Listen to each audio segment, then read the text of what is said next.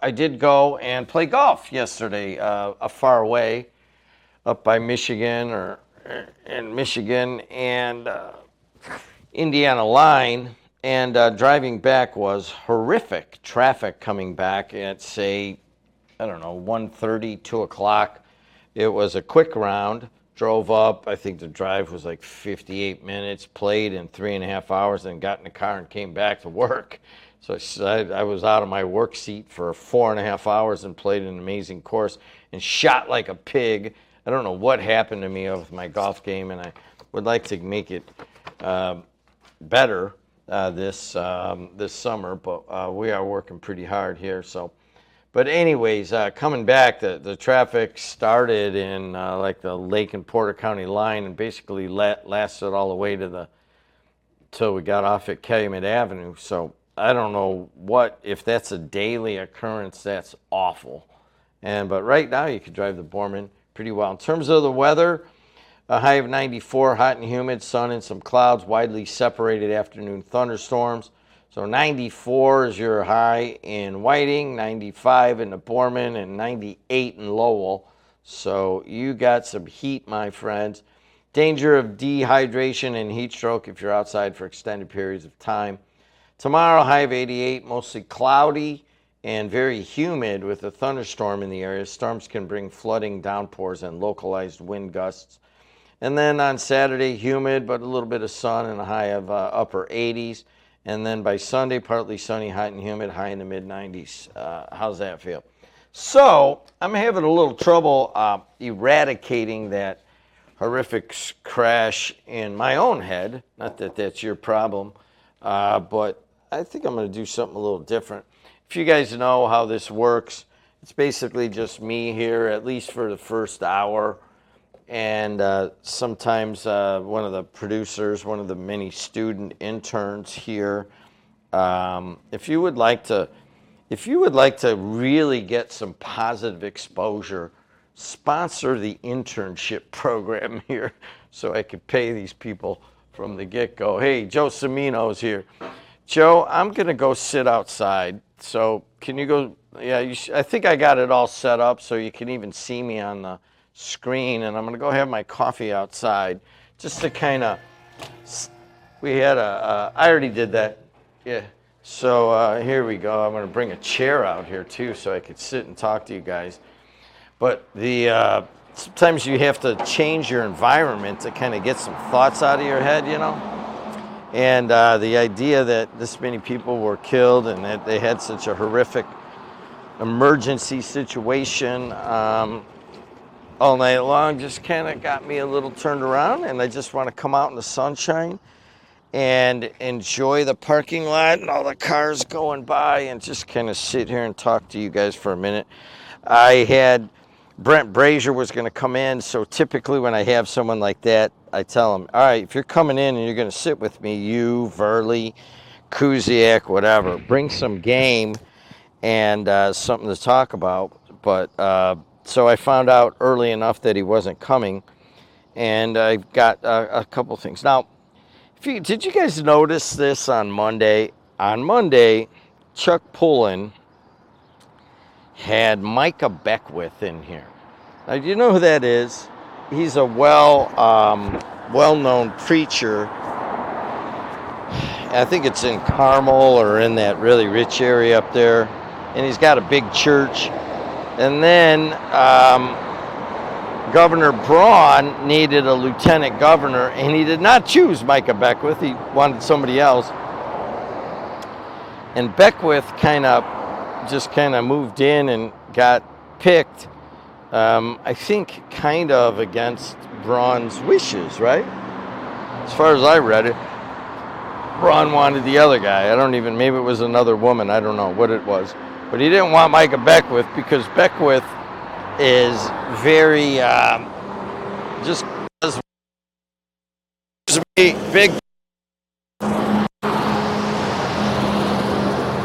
All right, I'm going to have to do something like move over here closer. Now, I can't see you. Is my audio good? Just check it, will you? Joe Cimino's in there. So anyways, Beckwith is the lieutenant governor and kind of like the accidental You need lieutenant to stay governor. close to the building, but you're And I need to stay right close to the building. How are my levels? Is it high enough? Are you hearing it? Yeah, I can hear you. Okay, good enough. All right. So, hey, what's up? Hey, your muffler, fix it! Hey, Republican Lieutenant Governor Micah Beckwith. You have a call or two, by the way. Yeah, all right, I'll get to him in a sec here. I want to get to two things. Republican is diverging from his 2024 running mate by actively opposing Republican Governor Mike Braun's plan to charge motorists tolls for using Indiana's interstate highway. Now, have you guys been following this? They want to, you know what? I don't think I can get decent sound out here, so I'm going to go back inside. Sorry about that. But it was so peaceful out here. Even if you're a region person, you don't mind all the trucks going and everything. Well, all right, that sounds a lot better.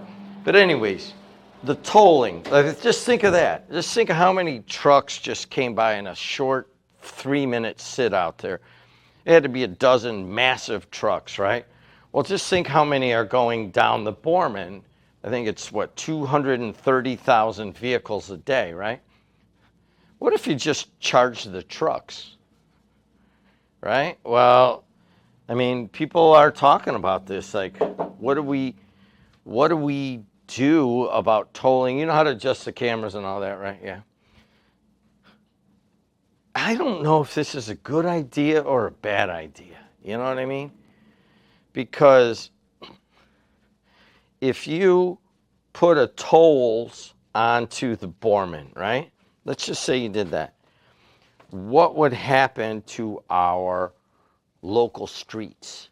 You know what I mean? How many people would, I'm not paying that, and then all of a sudden you see that South Carolina, say if you put into your phone, avoid tolls, and how many people are going to be rerouted to Ridge Road or 173rd? Thank you, Semino. Pretty good. Man, this is when you know that a guy is getting what his role is, and he anticipated it and gave me my cow guy seat cushion so I could sit on the cow guy's face on my seat cushion. So do you guys understand that? I mean, how do you feel about that? Now, would that be a good then, but on the other side, the local road, the Borman, is almost unusable. Like, say, in the old days, say I wanted to go to Crazy Kaplan's Fireworks, which is a big supporter of the show here during June and early July. And I wanted to go from my old house in Munster, which was right by Calumet and the Borman interchange. You could get on the Borman, you could go east, I don't know, 3 exits, decline, turn, kind of move it around, and then take the service road to Kaplan's Fireworks place. That would be the best way to go. And in the old days, I would do that, but I wouldn't do that now because you really can't use it locally because you don't know what kind of traffic you're going to get. And it's just so many trucks, and it's just so dangerous anyways. You want to just stay away from it. But then, like, I go over to Wicker Park, and I'm playing golf league like 3 or 4 times a year with my buddies from high school, Joe Preboy, AJ's uncle, Dan Nagy, Dennis Wood, Dave Zakis, Johnny Leary. My cousin David plays once in a while. And, say I want to go to just leave my house and go all the way down Ridge Road and get to Wicker Park. You know right away when there's a backup on the Borman or it's really, really slow, people are routed. They get off at Torrance, they take it all the way down to Burr, and then they get back on, and they're going eastbound. If you're going westbound, you could feel it going the other way. But a lot of times late in the day, it's eastbound out of the city, and you cannot use Ridge Road because of all the traffic. So if you put the tolls on, you might be able to use the Borman more if you had a transponder and you didn't mind paying, or maybe they would give some sort of reduction to Indiana residents. But you'd get on and you'd have to pay a couple dollars just to go a few exits like I talked, or maybe even a few dollars. Would you pay it if you knew that it wasn't going to be that traffic-y? I will say this, that when they went to a toll road of the Klein Avenue. That didn't really affect my life at the time, but I lived in Griffith at behind what was then known as Venture, and it was it would be basically Ridge and Klein, but a little bit off of it, and I could pull out, go down Klein Avenue, get on the Indiana Toll Road, the Skyway, and then the Dan Ryan, and I would leave for work. I traded down at the Board of Trade, of course, and I would leave for work, say at 5:30 or 5, and I would get downtown in like 30 minutes or 32 minutes. But if I left my house in Munster and came all the way down Calumet from Cobblestones, where I lived when we moved up in the world, and then it would be like, sometimes it would be 15 minutes just to get to the Borman. I mean, I was adding at about 20 minutes by moving to Munster, which was closer to the city, because you could come this other way. And part of the reason that people don't go that way and that it's not that trafficy is that the Indiana Toll Road you got to pay, and then the Skyway is very expensive. And I'm like, I just want to get to work, and I was making decent cash at the time. So I was like, hey, up the tolls. I want you to up the tolls. I want less cars on here if I'm going to drive to work. And then, whatever, you figure out how that goes. But it gets less cars on the road, no doubt about it. Those cars, in my mind, are eventually going to filter into our neighborhoods. That's what's going to happen. So in a weird way, I guess it would kind of ruin our areas. But the other part of that is that Micah Beckwith, who was here, and I was joking with the guy. I mean, if you read the Indy Star, it's like, oh my gosh, he's the worst guy. And I don't know what his policies are. I don't know what his things are. But I'm sitting here laughing with the guy. Were you here Monday? I mean, he seemed like a decent guy. He's like, oh yeah, I played golf in college. You want to play sometime, Jed? And I'm like, I don't care. I mean, it doesn't bother me. He seemed like a decent dude to me. Yeah, he seemed like a decent guy. Now, would he be a good governor? I don't know. Would he be a good politician? I don't know. He said some really silly things. But Beckwith did not speak out against tolling during the session when he was there. His current stance against tolling comes in tandem with Republican Secretary of State Diego Morales saying, I stand firmly against adding toll roads to our interstates. I think Beckwith's idea was, don't Illinois my Indiana. Tolling our interstates is a form of taxation and another financial burden that Indiana Republicans want to put on Hoosiers.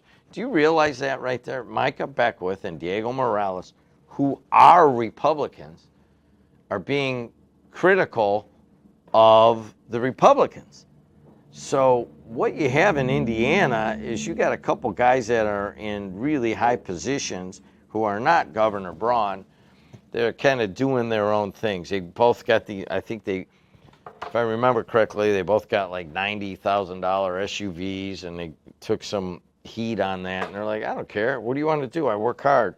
Morales says, I work hard. I need a car. That's how it is. And there it is. But Braun departs from these two dudes, right?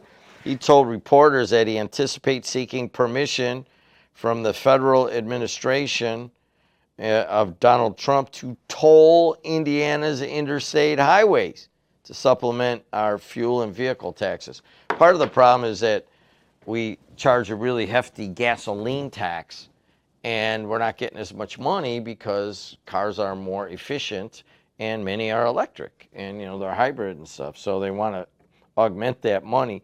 Now here's the interesting part, and I wanted to get to this. So McDermott was in here recently, and I mean, I don't know, it's just like talking about Micah Beckwith, right? I mean, I like, I've been doing this forever. I just want to kind of talk to people that can make me laugh a little bit. McDermott was sitting in his chair the other day, and I laughed a little bit.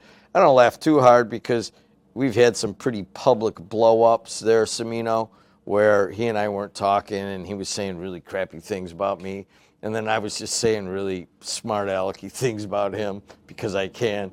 And it actually, to some extent, when you sit here all these years, I go back to the mid-'80s doing this, sometimes you just want to, play with the ball of yarn a little bit. And sometimes that is what I do, probably more than just really caring about the issues.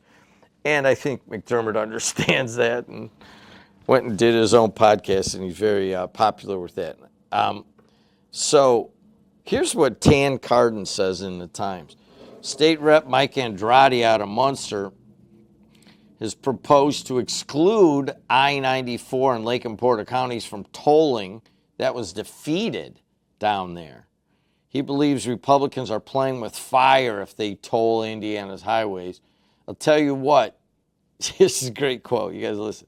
Andrade said, I'll tell you what, if I-94 and I-65 get tolled, we have a Democratic governor here in the next election. Andrade said on McDermott's podcast. Now, it said on the Left of Center podcast hosted by Hammond Mayor Thomas McDermott Jr., a potential 2028 gubernatorial candidate. So it's not just tolling. It's not just Micah Beckwith coming here and being on with Chuck Pullen, and then he was on the Republican show with Bob Starkey, and then he hung out up with me out here a little bit. As a matter of fact, I went to the bathroom, and the guys are like, hey, get out here. Beckwith wants to talk to you or whatever. So I run out of the bathroom, just taking a pee, wash my hands, and then I forget to zip my fly like I always do. And then he's like, hey, Jed, do you mind if I take a picture with you? I don't care. I'll take a picture with anybody. And we get ready to take the picture, and they're like, and I'm like, what are you talking about? And I realized I was getting ready to take a picture with my fly open, which is typical for this kind of thing.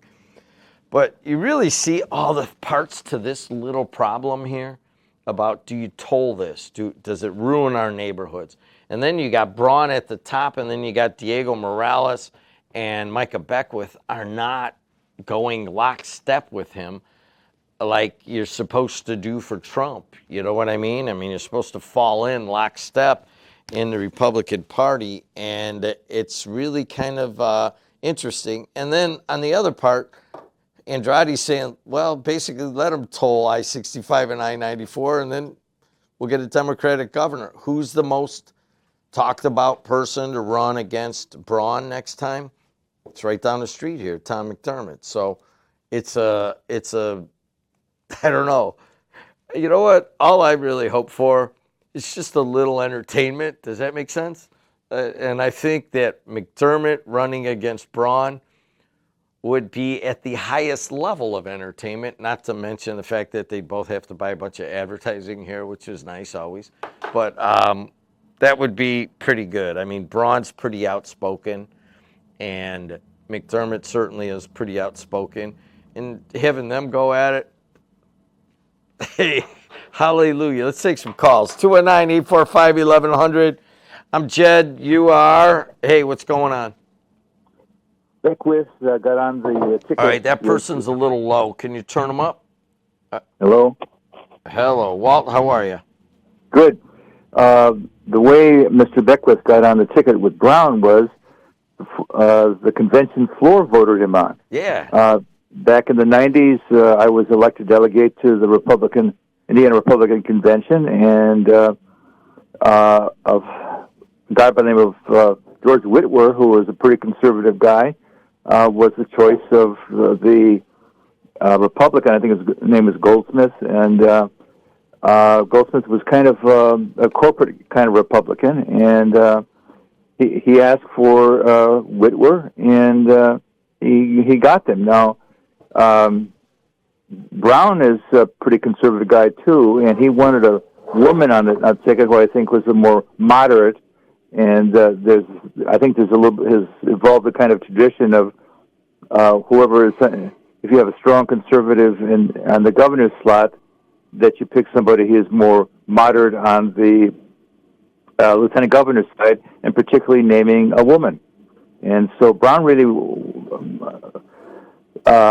lobbied very heavy, about getting this woman on the ticket with him, but the floor of the convention said no, and they voted Beckwith on. And as a general principle, my attitude as a delegate twice was whatever the guy at the top of the ticket ought to get who they want on the lieutenant governor's side, and because he's the chief executive, and he should be able to have somebody that he has confidence in and can work with well, and no rough edges, and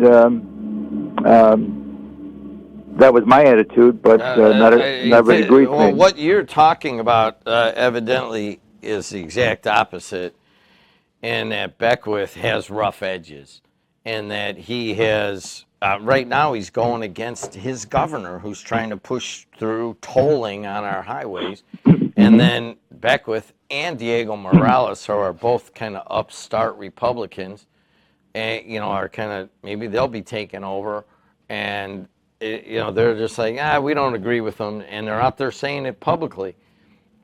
That is not the kind of thing that Republican governors want and have traditionally enjoyed. People in your own party criticizing your decisions like that.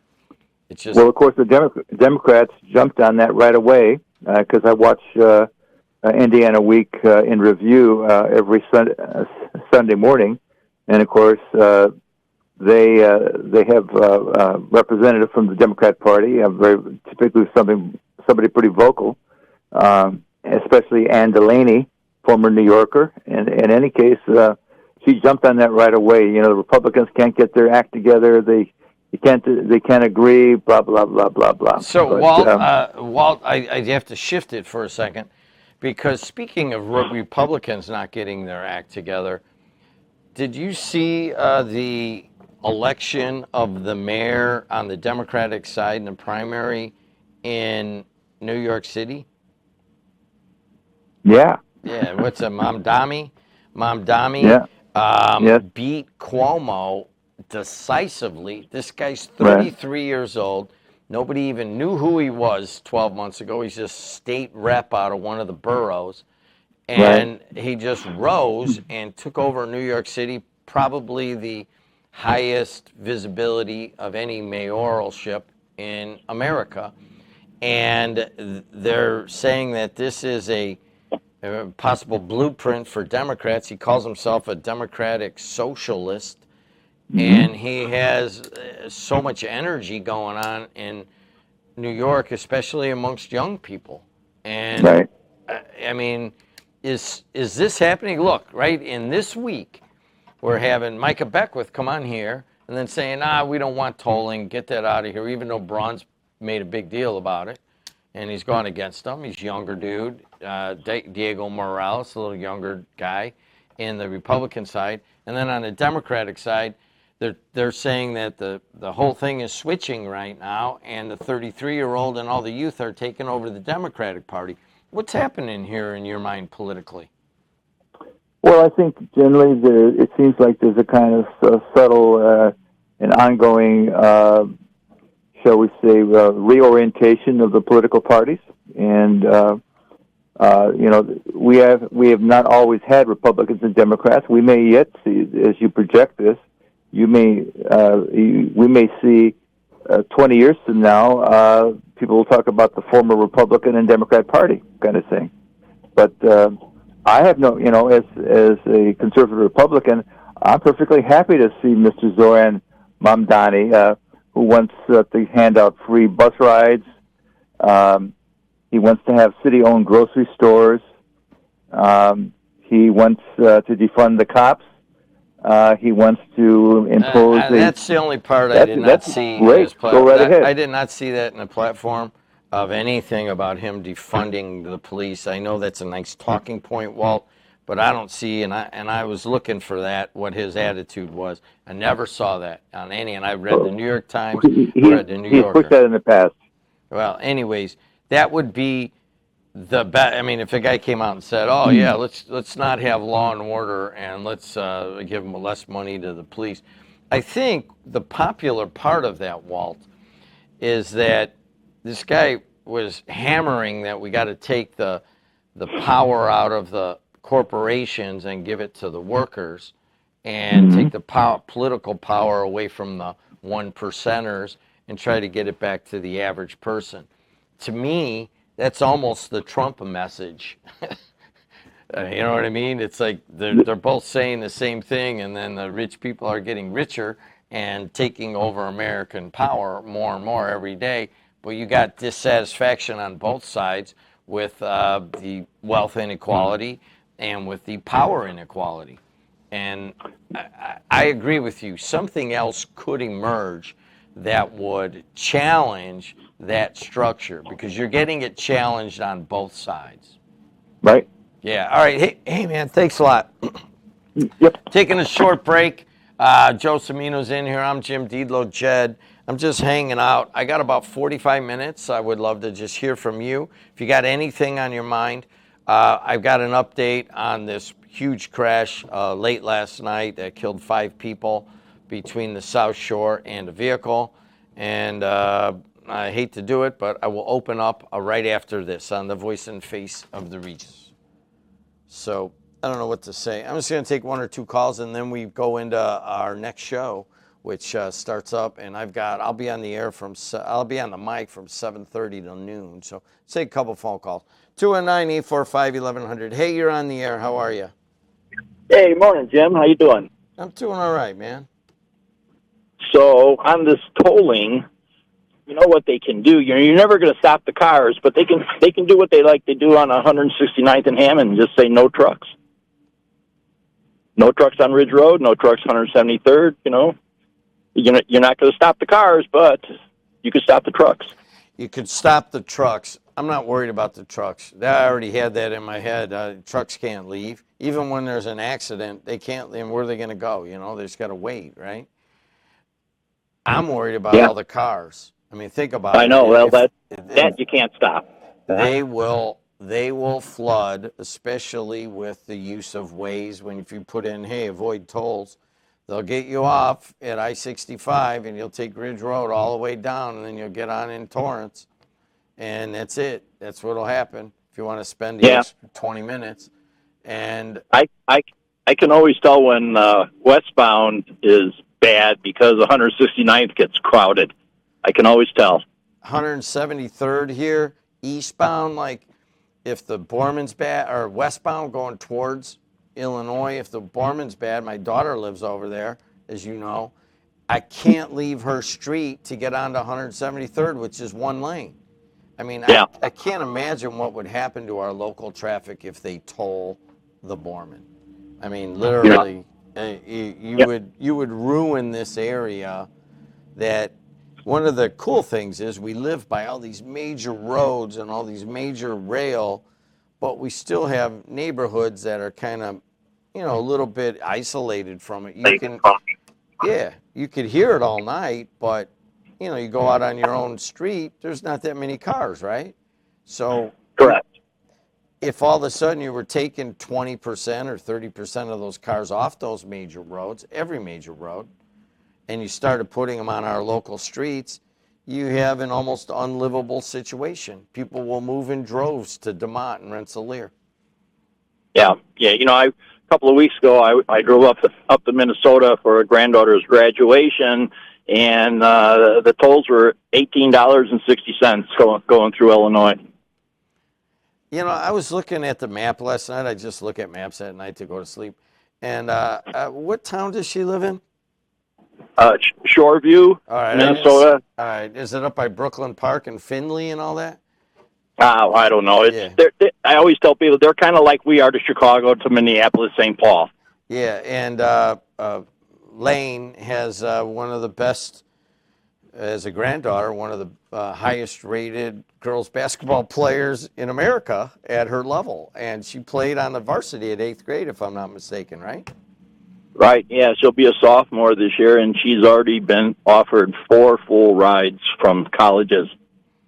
Yeah, so she, as a freshman, she's getting that kind of stuff, which is really kind of hard to believe because Lane Paradis, who has run Whiting Plumbing until he became kind of just a guy who drives around half retired, is only mildly athletic. I don't know where this kid got it from, Lane.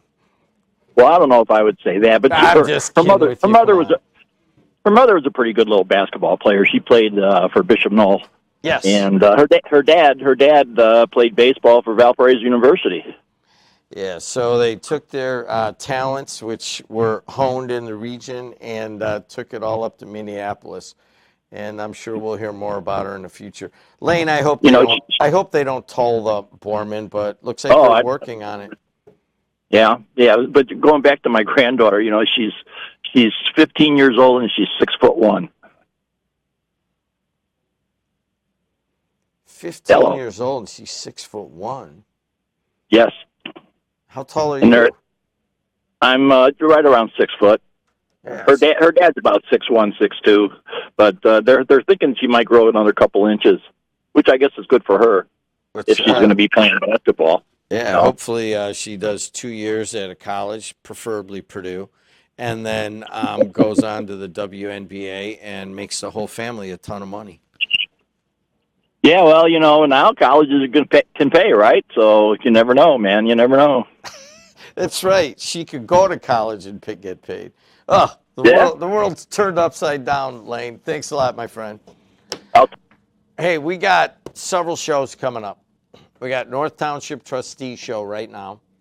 And then we have Lynn Walker's podcast at 8. Then we have the Calumet Painting Show at 8:30.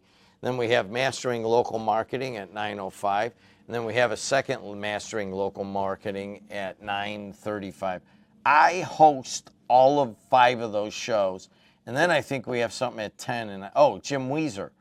Jim Weezer comes in on that. So I have 6 shows coming up in the next 3.5 hours. So just stay around. I'm going to make them all we're going to do them all live. Is that okay? Is that all right, Semino? We need to start on time with these folks because we got them all lined up. So we're going to take a short 3-minute break. On the other side of it, we're going to have the North Township Trustee Show on the Voice and Face of the Region.